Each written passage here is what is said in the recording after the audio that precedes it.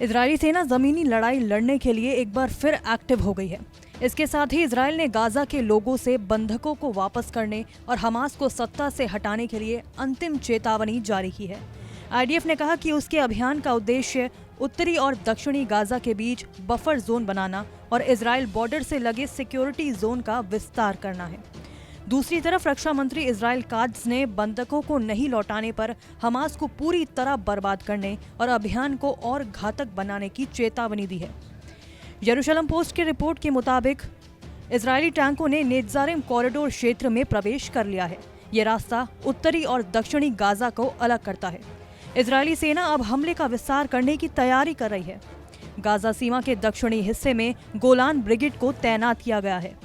19 जनवरी को युद्ध विराम शुरू होने के बाद ये सबसे बड़ा अभियान है। रक्षा मंत्री काट्ज ने कहा कि इजरायल जल्द ही गाजा पट्टी में युद्ध क्षेत्रों के लिए निकासी आदेश जारी करेगा। आपको बता दें कि इजरायल ने गाजा में हमास के प्रधानमंत्री इस्साम दिब अब्दुल्ला अल दालीस को मार गिराया है। आईडीएफ ने बुधवार को अब्दुल्ला की मौत की पुष्टि की है। अब्दुल्ला गाजा में हमास की सरकार चलाता था। उसके पास हमास के संगठन और फाइटर्स की जिम्मेदारी भी थी।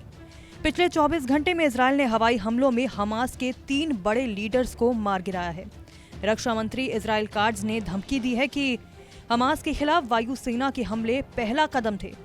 अभी हालात और मुश्किल हो जाएंगे, जिसकी कीमत चुकानी पड़ेगी। उन्होंने कहा कि बंधकों को वापस करें और हमास को गाजा से हटाया जाए। इजरायल ऐसी ताकत से काम करेगा जो अभी तक किसी ने नहीं देखी होगी। लेकिन हमास ने इजरायली हवाई हमलों को सीज फायर का उल्लंघन बताया। हमास ने धमकी दी है कि इस कदम से इजरायली बंधकों की जान खतरे में आ गई है। हमास ने कहा कि इजरायल ने बिना किसी उकसावे के हमले किए हैं। इसके जवाब में इजरायली प्रधानमंत्री बेंजामिन नेतन्याहू ने कहा कि सीज फायर पर हो रही बातचीत आगे बढ़ती ना देख ये हमले कराए गए। नेतन्याहू कई बार फिर से जंग शुरू करने की धमकी दे चुके हैं।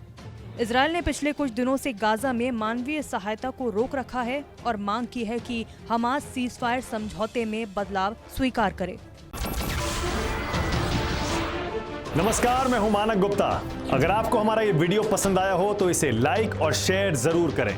और हाँ, हमें सब्सक्राइब और फॉलो करना ना भूलें ताकि आप देश और दुनिया की कोई खबर मिस ना करें। तो जुड़े रहिए हमारे साथ और देखते रहिए News 24।